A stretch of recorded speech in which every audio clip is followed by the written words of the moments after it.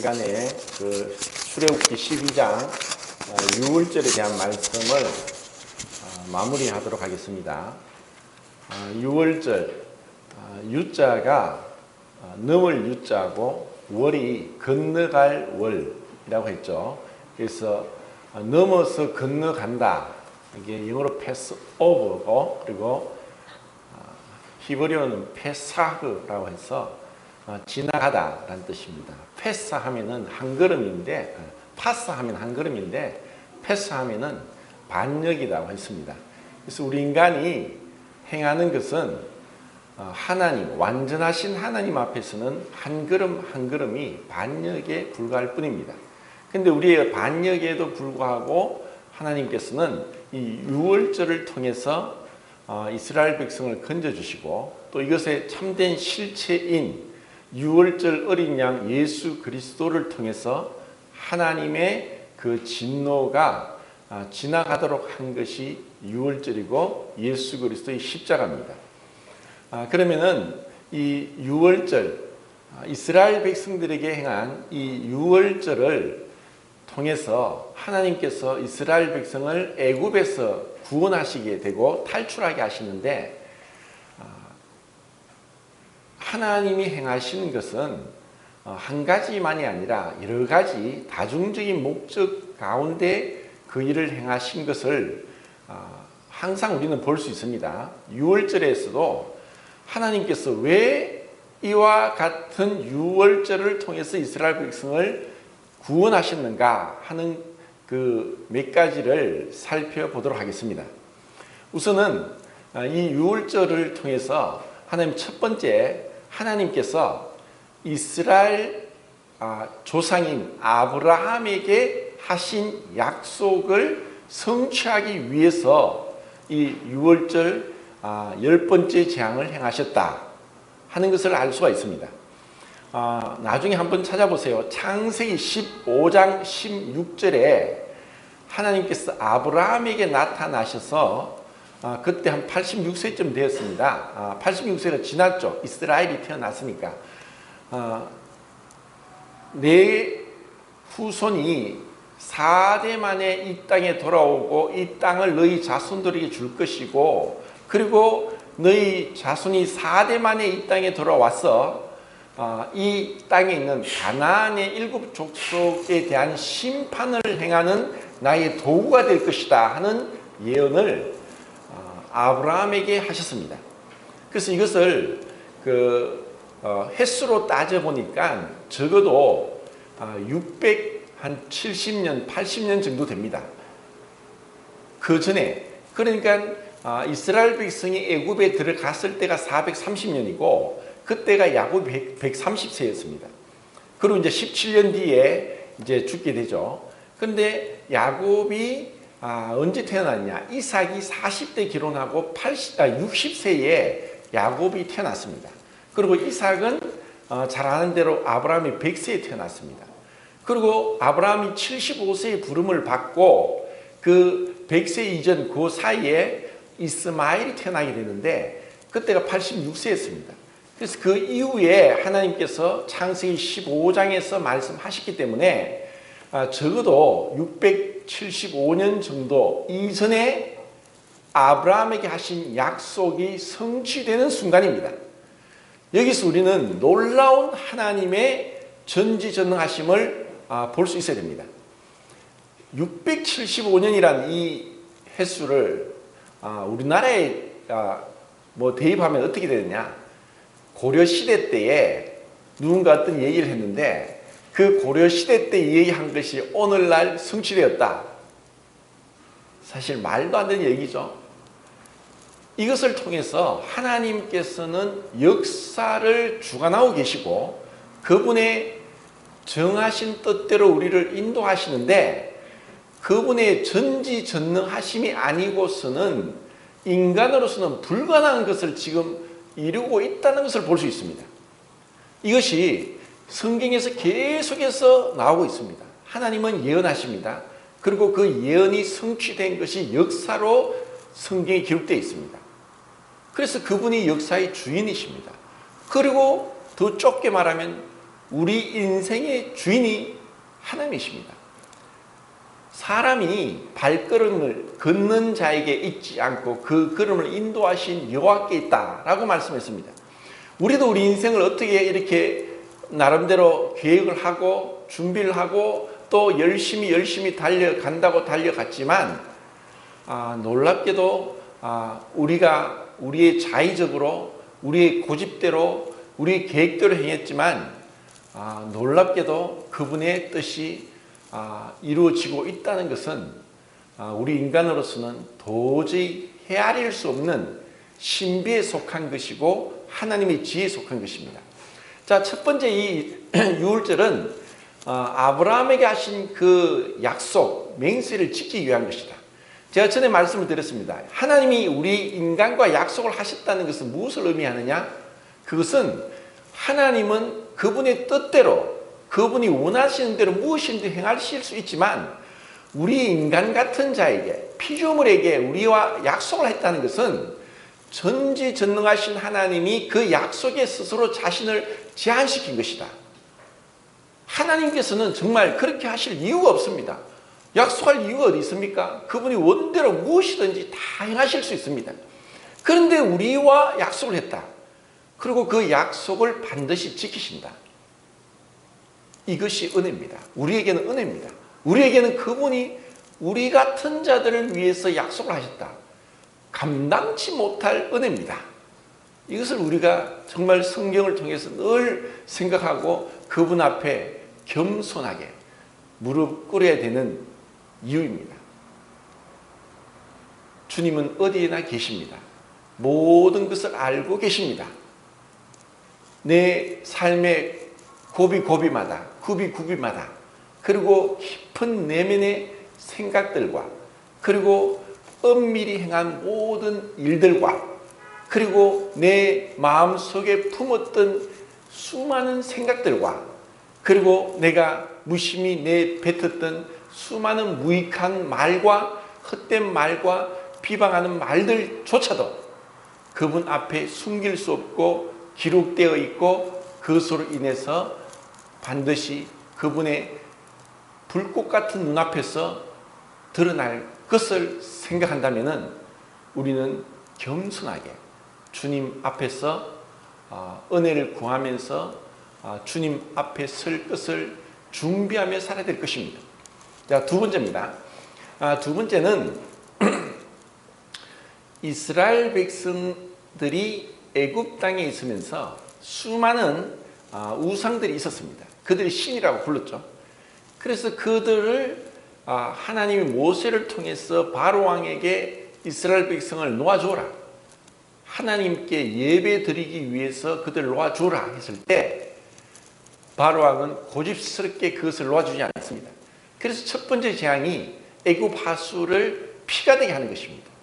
그리고 깨구리가 다 나와가지고 그 이스라엘에는 없지만 이집트 사람들 집에만 깨구리가 막 올라와서 너무 곤혹스럽게 괴로움을 당하게 했습니다. 그리고 이가 막 득실거리면서 이스라엘 집에는 없지만 이집트 사람 집에만 이가 득실거리게 했습니다.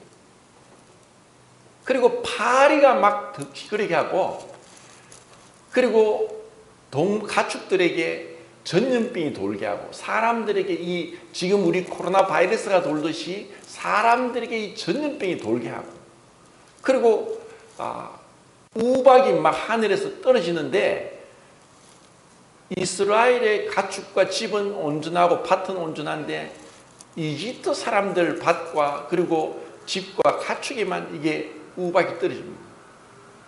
그리고 메뚜기가 지금도 사실 아프리카에서부터 해서 중동 지역에 뭐 헤아릴 수 없는 메뚜기가 엄청난 피해를 주고 있다는 뉴스를 들어보셨을 것입니다. 메뚜기가 그냥 이 이집트를 사람들에게 그냥 닥쳐서 숨도 못 쉴 정도로 그렇게 덮었습니다. 그리고 아홉 번째가 온 대낮에 이렇게 환한 대낮에 갑자기 캄캄해지면서 하늘이 캄캄해지는 그런 어둠이 나타났습니다. 이런 9가지 재앙을 통해서도 바로 왕은 그 마음의 강팍한 것을 내려놓지 않고 끝까지 이스라엘 백성들을 놓아주지 않고 너희들이 예배드리러 간다. 너희들이 일이 편안한 모양이다 하면서 더 고역을 힘들게 하게 했습니다. 그래서 10번째 재앙이 이집트의 첫째 아들 장자, 그리고 맷돌기에 숨은 종의 첫 번째 아들, 그리고 이집트의 가축의 첫 번째 난 새끼, 첫 번째 난 아들과 첫 번째 난 새끼를 어느 날 한날 6월절 밤에 모조리 다 하나도 남김없이 죽였습니다. 온 이집트는 이제 곡성 소리가 진동을 했습니다. 어디 하나 죽지 않은 집이 없었습니다. 그런데 이스라엘 백성들 집만 아무런 곡성도 없었고 죽음이 없었습니다. 이것은 정말 바로 왕의 아들까지 해서 모든 이집트 사람들의 장자와 가축의 첫 새끼가 죽게 되는 10번째 재앙을 통해서야 비로소 바로 왕은 모세와 아론에게 이스라엘 백성들을 데리고 가라, 빨리 가라 하고 그들을 내보내겠습니다. 그래서 출애굽 6월절의 목적은 이집트의 우상 신들을 심판하기 위한 하나님의 목적이었습니다. 하나님은 분명하게 이 재앙을 통해서 10가지 재앙을 통해서 너희들이 신이라고 부르고 있던 것이 어찌 신이 될 수 있느냐 하는 것을 보여주십니다. 그리고 바로 왕이 사단을 상징하고 애굽이 세상을 상징합니다. 그 세상과 세상의 신인 사망의 세력을 잡고 있는 바로의 코를 납작하게 하고 머리를 깨뜨리면서 이스라엘 백성들이 출애굽하도록 했던 것입니다. 이것이 그 6월절의 목적에 포함됩니다. 그리고 또 한 가지는 아까 창세기 15장 16절에 가나안 땅의 7 족속이 이미 아브라함이 갈대아 땅 우르에서 왔을 때 그들이 이미 그곳에 살고 있었습니다. 원래 그 땅의 주민이었어요. 원주민이고 그들이 그 땅에 그들 말로는 주인이었습니다. 땅의 주인은 하나님이시지만 그들이 살면서 그들이 자기들 땅이라고 했습니다. 땅은 참 중요합니다. 지금도 땅땅거리면서 이 땅에서 하나님 없이 잘 살아가는 땅 부자들도 있고 또 지역 그 국토 분쟁이 일본과 중국 또 우리나라의 독도가 일본과 우리나라 이런 것은 사실 끊임없이 이루어집니다. 그런데 그 가나안 땅에 이제 404대 만에 430년 만에 난데없이 누군가 와가지고 그들을 땅을 차지하면서 그들과 전쟁을 통해서 그들을 진멸하고 심판하고 있는 그러한 장면을 볼 때 그 팔레스타인 사람들은 이것은 정말 기가 막힐 노릇입니다. 그런데 이것은 또 한편으로 하나님이 말씀하셨습니다. 그들의 죄악이 아직 완연치 않았다. 가득 차지 않았다. 하나님은 공의로우신 하나님이고 거룩하신 하나님이라서 죄악된 것에 대해서는 반드시 심판하실 수밖에 없는 하나님입니다. 만약에 불의한 것을, 죄악된 것을 심판하지 않는다면 하나님이 되실 수 없습니다. 그런데 하나님은 자비로우신 분입니다. 그 심판을 계속 지체했습니다. 하나님은 왜? 아무도 멸망치 않고 회개하기를 이르기를 원하셔서 그 심판을 400년 동안 늦추었습니다. 기다리고 그들이 죄에서 돌이키도록 기다렸습니다. 그런데 그들은 여전히 죄악 가운데 있으면서 결국은 이스라엘 백성들을 통해서 그들을 심판하게 했습니다. 하나님의 이스라엘을 하나님의 심판의 도구로서 그들을 부르신 것입니다. 그래서 12장에 보면은 두 번이나 이스라엘을 향해서 군대라고 하는 표현을 쓰고 있습니다. 그들이 군대였습니다. 그리스도의 군사였습니다. 그 전에 무엇이었습니까? 애굽의 종이었죠. 죄의 종이었습니다. 왜 우리를 구원했습니까? 유다서를 하면서 단번에 얻은 믿음의 도를 위하여 힘써 싸우라는 편지를 너희에게 하려던 마음이 간절한 차에 이 편지를 쓰고 있다. 구원받은 목적이 단순히 내가 천국 가고 내가 지옥 가지 않고 죄산 받고 하는 것이 아니라 이 땅에서 하나님의 공의로운 심판의 대행자로서 우리를 세우신 겁니다. 우리를 그리스도의 군사로 세웠습니다. 그런데 그 목적을 모를 때 우리 구원은 완전하지 못하고 불완전하고, 그리고 은혜로 구원받았다 할지라도 우리를 구원하신 참된 목적을 모르고 살아갈 수 있다는 것입니다. 이스라엘 백성을 왜 탈출시켰느냐? 그래, 너희들이 그 고통 가운데 울부짖고 우리를 구원하소서, 이 고통에서 건져주소서. 아침에 일어나면서부터 이 심한 고역을 하면서 이 벽돌 굽고 또 피라밋을 짓는데 우리가 계속 밤늦게까지 일을 하고 하루도 쉬는 날 없이 오늘 내일 또 일주일, 한 달, 1년 하루도 쉬는 날 없이 공휴일도 없고 휴일도 없고 주일도 없이 그들은 눈만 뜨면 눈 감을 때까지 죽으라고 일만 했던 것입니다. 내가 일하면 내가 낳은 자식도 또 종이 되고 또 그가 결혼해서 아들 낳으면 또 종이 되고 그 일을 죽을 때까지 하루 이틀이 아니라 100년, 200년, 300년, 400년 동안 했다는 것입니다. 그런 그들을 구원하신 목적이 무엇입니까? 이제는 해방되었다. 이제는 애굽에서 벗어났다. 더 이상 벽돌 굽고 중노동을 하지 않아도 된다. 그러기 위해서 단순히 그것만을 위함이 아니라는 것입니다. 하나님은 원대한 계획이 계셨습니다. 목적이 있었습니다. 그분의 분명한 목적이 있었는데 그것을 모른다면 그들은 또 방황하게 됩니다. 그리고 그들을 애굽에서 탈출시킨 가장 궁극적인 목적은 예배를 받으시기 위함이었습니다. 예배를 드리기 위한 것입니다. 왜 우리를 구원했습니까?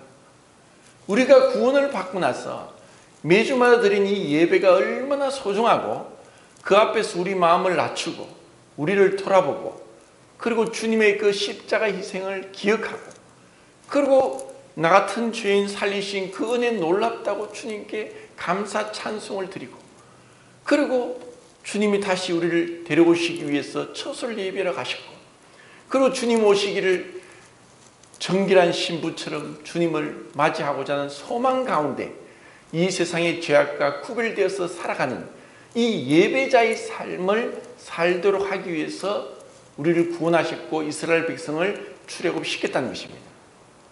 이것을 잊어버린다면 이스라엘 백성들에게 매년 이 해를 출애굽한 해를 아비볼로 첫째 달로 정하고 14일 날 유월절 의식을 행해라. 그런데 지난번 살펴본 것처럼 이후에 겨우 5번밖에 기록되지 않았습니다. 이러한 하나님의 역사가 없었더라면 그들은 여전히 지금도 애굽에서 종살이 해야 할 수밖에 없는 그 막강한 애굽이란 나라를 그들은 어떻게 정복할 수 없고 벗어날 수 없던 자였습니다. 우리도 마찬가지입니다. 주님의 은혜가 아니면 우리는 여전히 죄 가운데 출생해서 죄악 가운데 죽습니다. 하나님도 없었고 소망도 없었고 죽고 나서 심판이 있는 줄도 모르고 왜 사는지 무엇 때문에 지금 내가 있는지 그것도 모르면서 눈앞에 보이는 이 세상의 쾌락을 쫓아서 헛된 것을 쫓아 살아갔던 자였습니다. 우리에겐 소망이 없었습니다. 그냥 잘 먹고 잘 살고 그리고 내가 원하는 것 하고 먹고 싶은 거 먹고 가고 싶은 데 가고 하고 싶은 것 하고 또 사고 싶은 거 사고 하는 것이 인생의 목적인 줄 알았던 이 육체에 속해서 육체 가운데서 육체의 종로를 하던 그런 자였습니다. 그런데 우리가 구원받았습니다. 우리가 이 예배를 통해서 주님이 얼마나 위대하신 분인가, 얼마나 아름다우신 분인가, 주님이 나를 생각하셨고, 나를 돌아보셨고, 나를 위해서 하늘 보좌를 버리셨고, 나를 위해서 자기 모든 것을 내주셨다.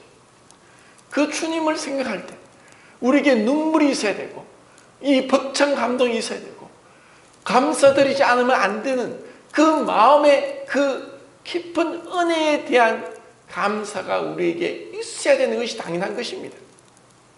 주님, 내가 무엇이 안 돼?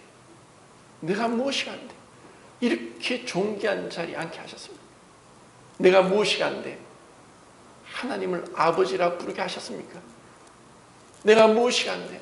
이와 같이 존귀한 성도들과 함께 하나님의 자녀라고 불림을 받고 이렇게 하나님의 영광을 찬미할 수 있겠습니까?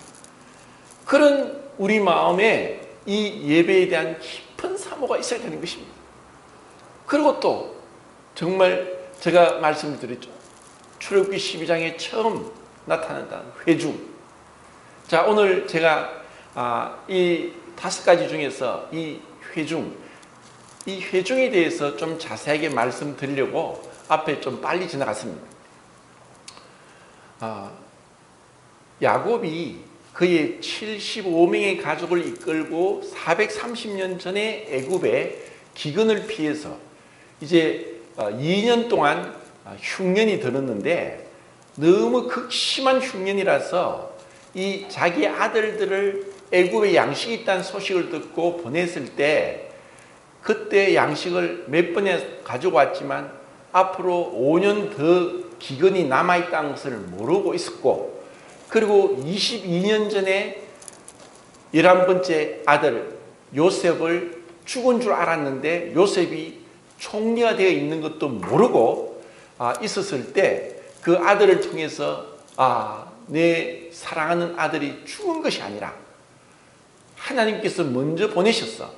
이 큰 기근 속에서 우리 가족을 건지시기 위해서 하나님이 그렇게 하셨구나 하는 것을 알고 130세 된 야곱이 그의 가족을 이끌고 애굽에 가게 됩니다.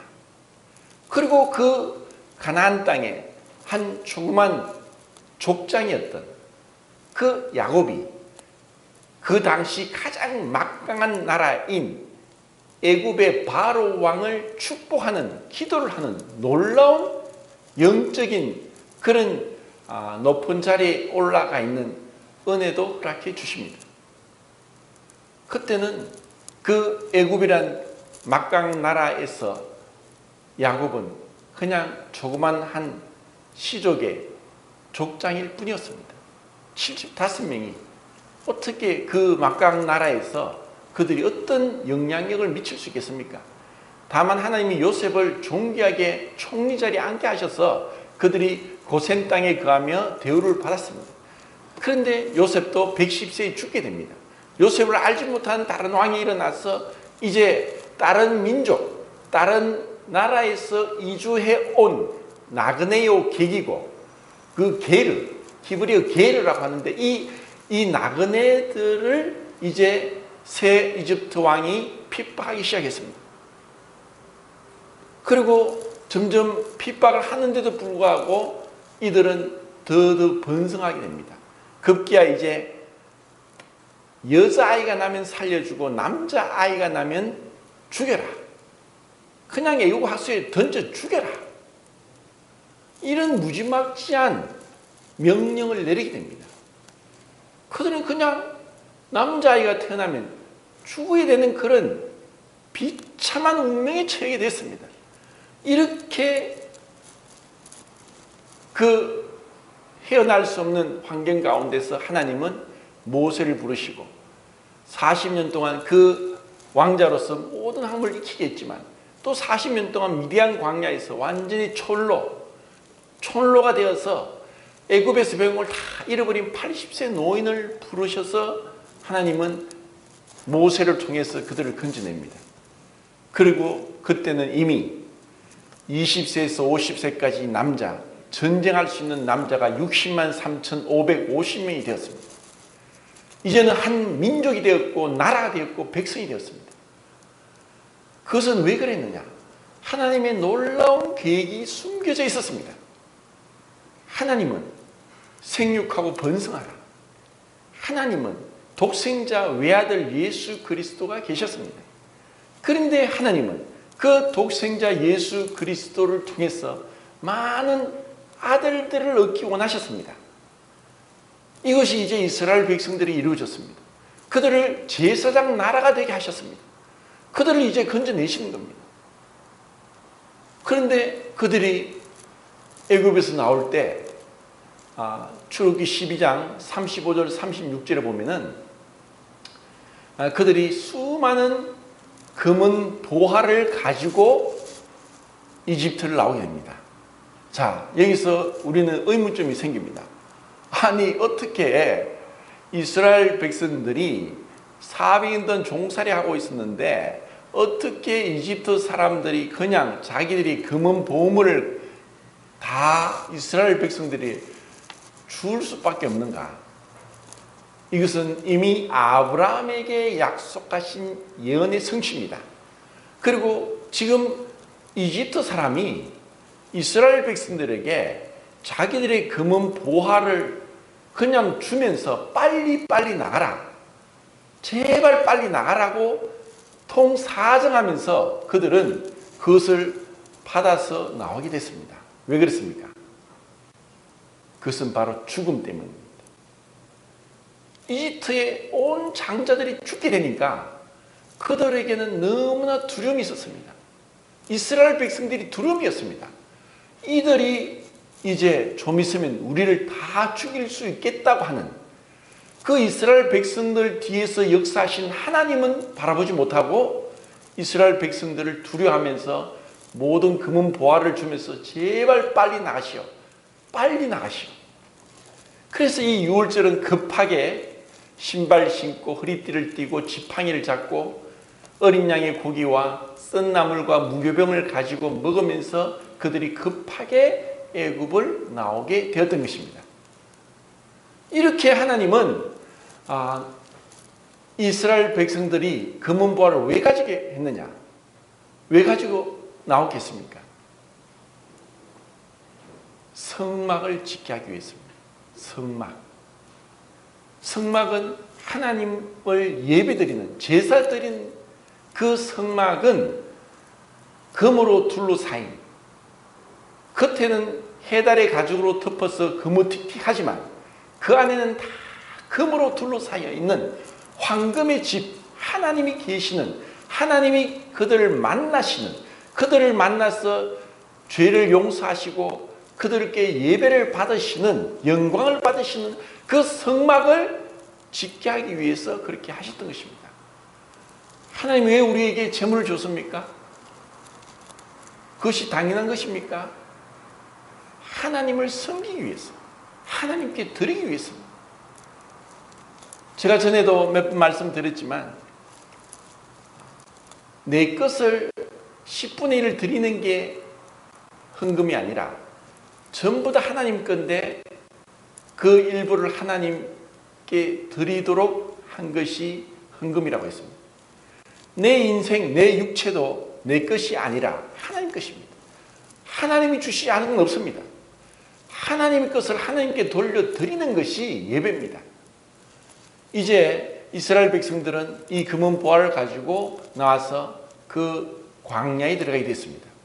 스데반은 사도행전 7장에서 광야교회라고 합니다.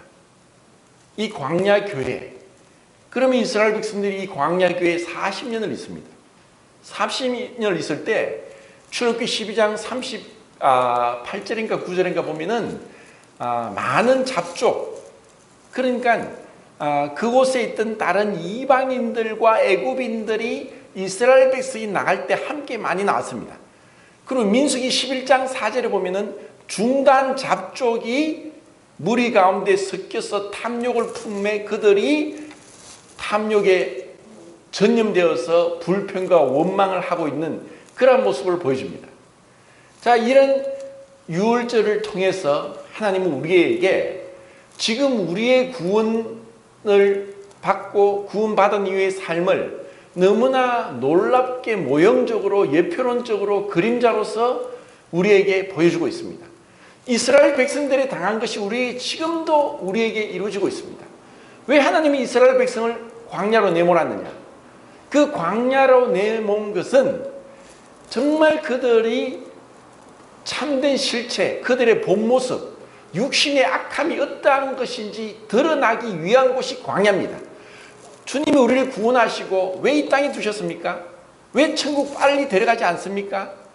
이 광야 세상에서, 이 광야 교회에서 내가 얼마나 악한 자인지, 내 속에 선한 것이 없는지, 그리고 내 육체가 얼마나 불순종하는지를 보여주게 하기 위해서 이 땅에 남겨두었습니다. 그리고 이것이 우리의 어떠함이 아니라 주님의 은혜로 구원받게 했다는 것을 감사하게 하기 위해서 이 광야 같은 세상에 우리를 두신 겁니다.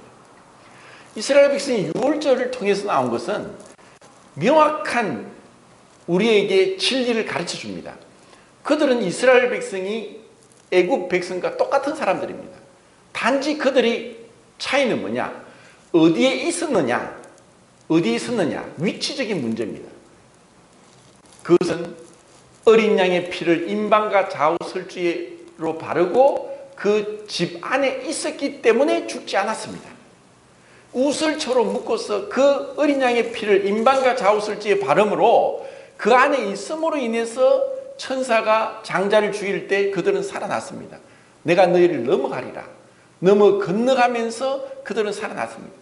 그래서 이것은 우리의 구원은 위치적인 것이고 법정적인 측면에서 우리의 구원입니다.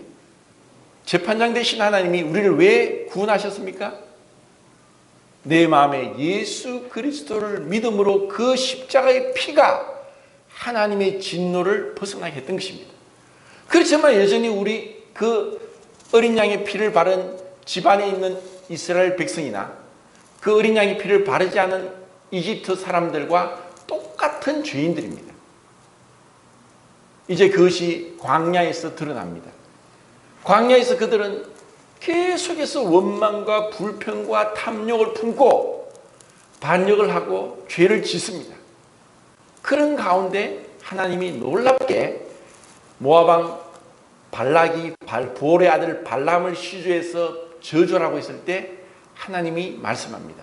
민수기 23장 19절, 20절, 21절에 하나님은 인생이 아니시니 거짓이 없으시고 인자가 아니시니 후회가 없으시도다. 어찌 그 하신 말씀을 행하지 아니하며 그 하신 말씀을 실행하지 않으시랴.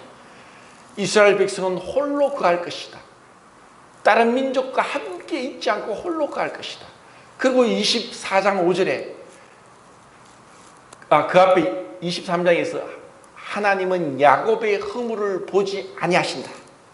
하나님이 야곱의 허물을 보지 않으신다. 그리고 24장 5절에 야곱의 장막이여 어찌 그리 아름다운고. 여기서 놀라운 예언을 합니다. 이미 그들은 여전히 은혜로 구원받았고 어린 양의 피로 구원받았지만 그들은 서로 다투고 싸우고 불평하고 원망하고 탐욕을 품고 불순종하는 그런 죄인들이었는데 발람을 통해서 예언하기를 하나님은 야곱의 허물을 보지 않는다. 이스라엘 장막이여 어찌 그리 아름다운고. 고린도 교회는 많은 문제가 있습니다.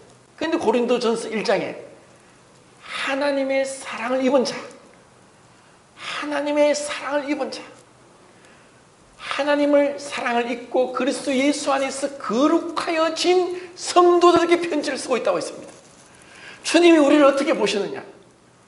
내 마음에 많은 죄악이 있고 불순종하고 또 부끄러움이 많은 자이지만 내가 너를 사랑한다. 예수 그리스도의 피를 통해서 이제 너는 거룩하게 되었다. 아름답다. 내가 너희 죄악을 기억지 않겠다. 내가 너희 허물을 기억지 않겠다. 주님이 그렇게 말씀하셨다. 우리가 그런 주님을 바라보면서 이 교회 생활을 하는 거예요.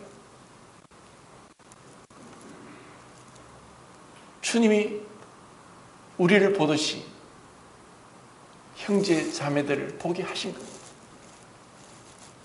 주님이 우리의 허물을 보지 않겠다 했는데 내가 어떻게 형제 자매를 보고 있습니까?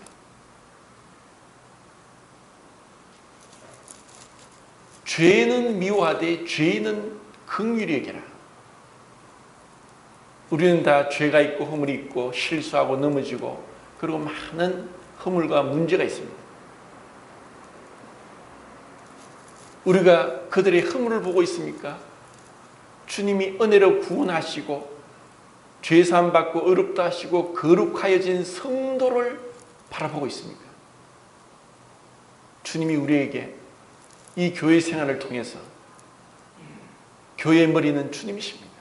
주님이 판단하십니다. 고린도전서 4장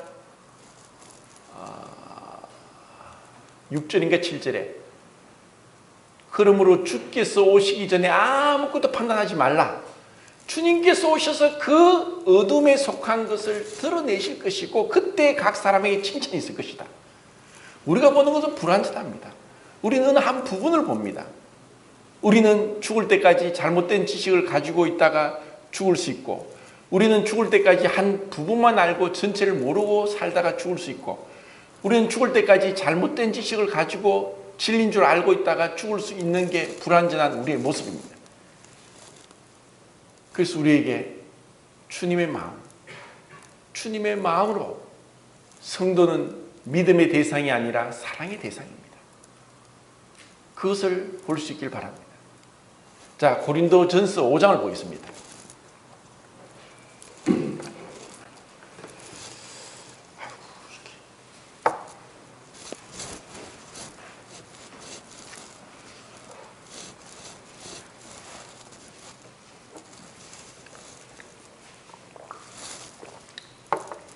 6, 7, 8절 읽겠습니다. 시작.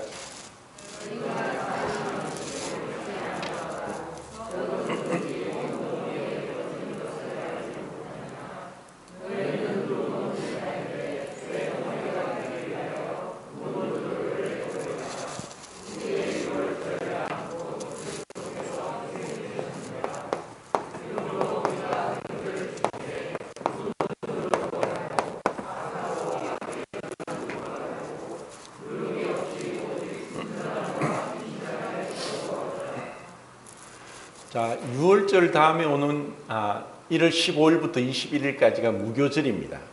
누룩이 없는, 발효되지 않은 그 누룩은 죄를 상징합니다. 하나님이 구원하신 것은 무교절 일주일은 우리의 구원받은 평생을 얘기합니다. 우리가 이 죄의 권세로부터 주님과 연합됨으로 인해서 죄로부터 승리하도록, 죄를 범치 아니하도록 우리를 구원하신 겁니다. 왜냐?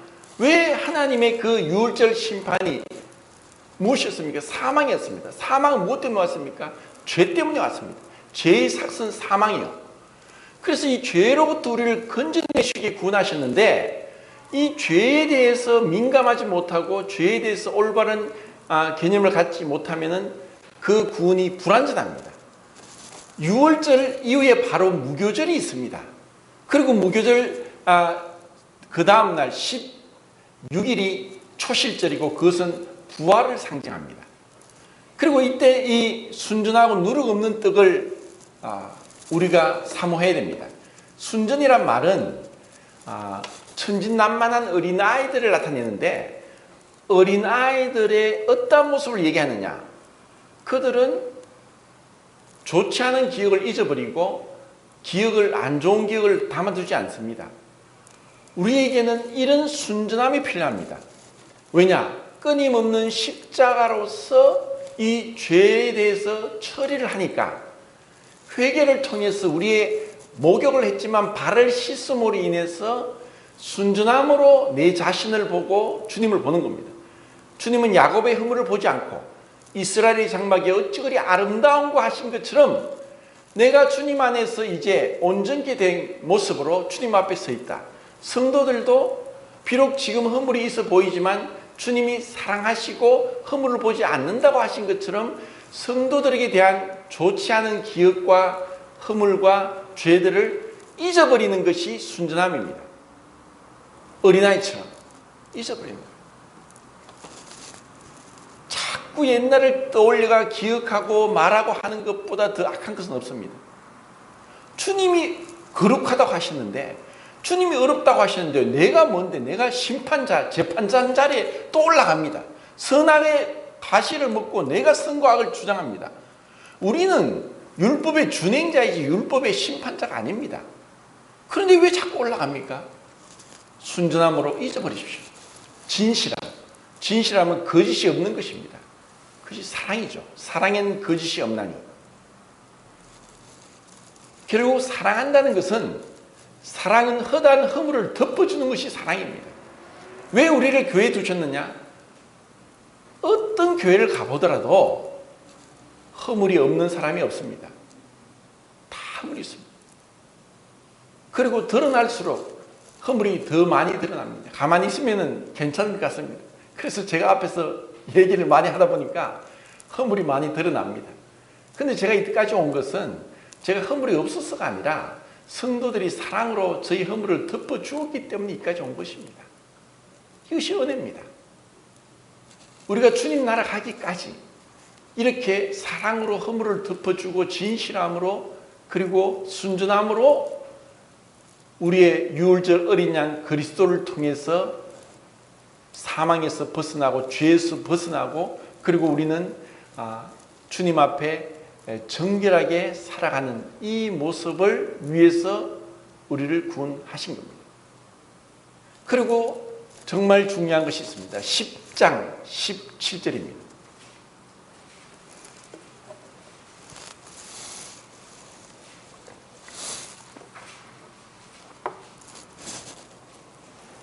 읽겠습니다. 시작.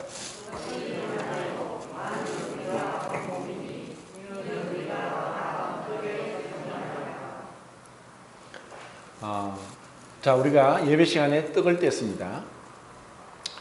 떡이 하나요. 많은 우리가 한 떡에 참여한다. 왜 이렇게 하셨을까? 왜 이스라엘 백성이 그전에는 한 개인이었습니다. 근데 유월절로 인해서 그들은 한 회중이 되었고, 한 가족이 되었고, 한 백성이 되었고, 한 나라가 되었습니다. 우리가 구원받기 이전에는 하나님과 분리되어 있었고 사람과도 분리되어 있었습니다. 오로지 나를 위해 살았고 자기 중심적인 사고 가운데 사로잡혀 있었고 나의 쾌락과 나의 계획과 야망을 위해 살았습니다. 그런데 우리를 구원하신 것은 우리라는 것, 그리스도께서 사랑하신 성도들, 한 몸 지체된 성도들을 보게 하기 위한 것이 교회입니다. 이것을 못 보면 교회가 뭔지를 모릅니다. 사도 바울에게 예수님이 다메섹 도상에서 나타났습니다. 딱 한마디 하셨죠. 당신 누구십니까? 예수님이 뭐라고 하셨습니까? 나는 네가 핍박하는 예수라. 그 한마디로 모든 것이 깨어졌습니다. 예수님이 어디 계십니까?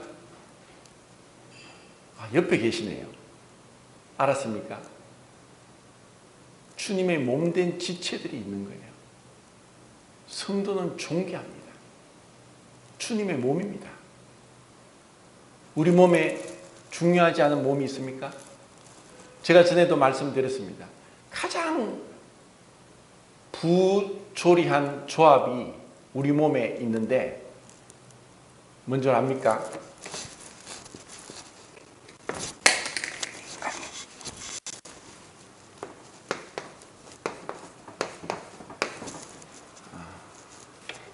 혀와 입니다.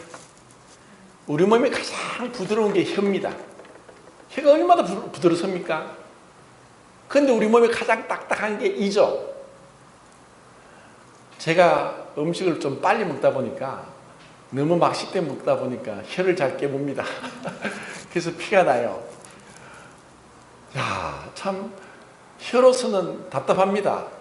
야, 내가 네 밥 먹는데 그렇게 도와주고 음식 삼키게 해주는데 이렇게 깨물어가 피를 내다니, 이럴 수 있냐? 혀가 없으면 밥 못 먹습니다. 때로는 우리가 가장 가깝게 서로 도와주고 함께 해야 될 자가 가장 가까운 사람이 원수가 될 수 있습니다. 안 그렇습니까? 서로 맞기 때문에 사랑합니까? 맞는 사람 아무도 없습니다. 나같이 별난 사람하고 누가 맞겠습니까? 아무도 없어요. 자, 그 뒤에 또 보겠습니다. 12장. 12장.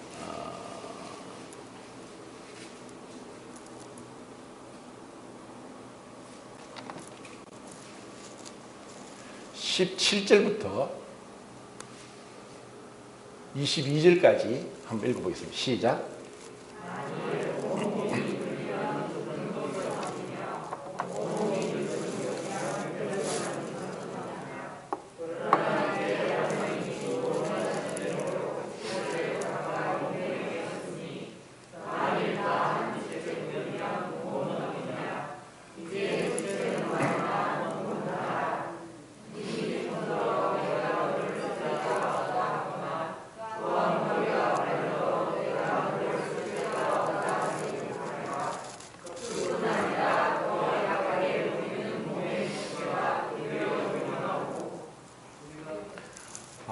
곧 다음 절도 읽겠습니다. 시작.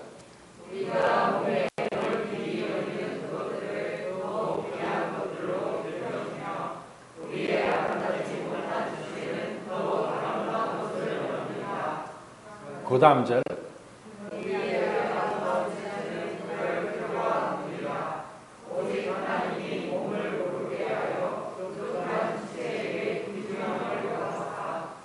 그 다음 절.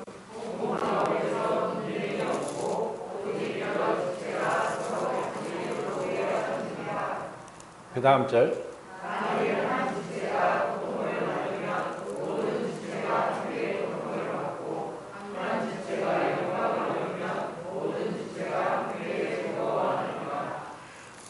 참 너무나 아름다운 말씀인데 사실 우리에게 이와 같은 한 지체의식, 한 몸된 그 성도의 존귀함, 그리고 이것이 천국에서 서로 사랑하면서 영원토록 섬겨주고 아껴주고 해줄 이러한 모습들을 우리는 교회에서 한 몸이라고 하는 것으로 배우게 하셨습니다. 어떤 유명한 영화 감독이 그런 얘기했습니다. 인간에 대한 최소한의 존중이 사라질 때 갑질은 시작된다. 이 세상은 어떻습니까? 갑질의 연속입니다. 조금만 알고 있는 지식이 더 많다고, 돈이 좀 더 있다고, 좀 더 배웠다고, 좀 더 똑똑하다고, 이런 구분을 합니다. 지금도 미국에서 인종 갈등이 지금도 끊이지 않습니다. 폭동이 되고 있습니다. 다르다는 이유로 서로 물고 먹히는 이런 끔찍한 일들이 일어나고 있습니다. 제가 전 때 그런 얘기를 했습니다. 어느 정신지체 아동들의 학교에서 운동회가 있었습니다. 근데 운동회를 하는데 이제 부모들도 가서 이제 아이들이 이제 막 운동회 하는 걸 이제 지켜보고 응원을 하는데, 이제 달리기, 100m 달리기를 합니다. 근데 애들이 이제 막 뛰다가 그 부모들은 막 그래도 그 달리기에 자기 아들이 1등 하라고 막 응원을 하는데 뛰어가고 있는데 뒤에서 따라온 애가 넘어졌습니다. 그러면은 앞에서 뛴 애는 이제는 내가 조금 더 천천히 뛰어도 1등을 하니까 좋다고 그래 뛰어야 되는데 이 아이가 뛰다 보니까 뒤에 따라온 애가 따라오지 않고 보니까 넘어진 거예요. 이 아이가 어떻게 했습니까? 다시 뒤로 돌아가 가지고 그 넘어진 아이 손을 잡고 일으켜서 같이 뛰어 들어오는 거예요. 우리는 경쟁 사회에 살고 있습니다. 경쟁입니다. 서로 경쟁하는 거예요. 그런데 교회는, 가족은 어떻습니까? 경쟁이 안 합니다. 누가 잘하면 그것이 나의 자랑이고 누가 아프면 그것이 나의 아픔입니다. 내 손가락이 아프면 온몸이 아픕니다. 이런 주님이 교회가 얼마나 아름다운가, 주님의 몸이라는 것, 이것을 위해서 우리를 구원하신 겁니다. 그래서 우리가 정말 부모된 마음으로 모든 사람이 그 사람을 손가락질해도 그 사람을 손가락질 않고 품을 수 있는 사람은 그 어머니입니다. 우리의 그 마음, 우리는 모두가 귀한 집 자식들입니다. 다 부모의 사랑을 받고 자라왔습니다. 그 부모는 우리를 사랑하고 지금 우리를 키웠습니다. 그래서 우리의 부모 대신 하나님이 우리를 사랑하셔서 우리를 구원하시고 이까지 오겠습니다. 그래서 허물이 있고 부족함이 있을지라도 덮어주고 사랑하고 용서하고 오래 참고 그러면서 주님이 주신 세 계명을 이루어가면서 주님 나라 가기까지 우리는 말씀대로 순종하는 겁니다. 너희가 서로 사랑하면 사람들이 너희가 내 제자인 줄 알리라. 우리가 서로 사랑하고 화목하면 이것이 가장 좋은 전도입니다. 사람들은 경쟁 사회 속에 다툼 속에 힘들게 살아갑니다. 서로 눈치 보고 거짓으로 숨기고 그리고 뭔가 없으면서 있는 채 모르면서 아는 채 하면서 그렇게 살아갑니다. 교회가 편안해지는 것은 진실함이 있기 때문이고 서로 용서하기 때문이고 오래 참고 사랑하고 기도해 주기 때문이고 이런 아름다운 모습을 위해서 우리를 구원하신 겁니다. 교회는 천국의 모형입니다. 이렇게 다양한 지금 우리보다 더 다양한 것을 천국에서 경험할 겁니다. 그런데 그 다양함이 우리로 하여금 더욱더 풍성한 교제가 되게 할 것입니다. 주님이 우리를 축복하시고 은혜를 주셔서 우리 교회가 정말 서로 사랑하고 아름다운 주님 보시기에 그런 건강한 교회가 되기를 바랍니다. 감사합니다.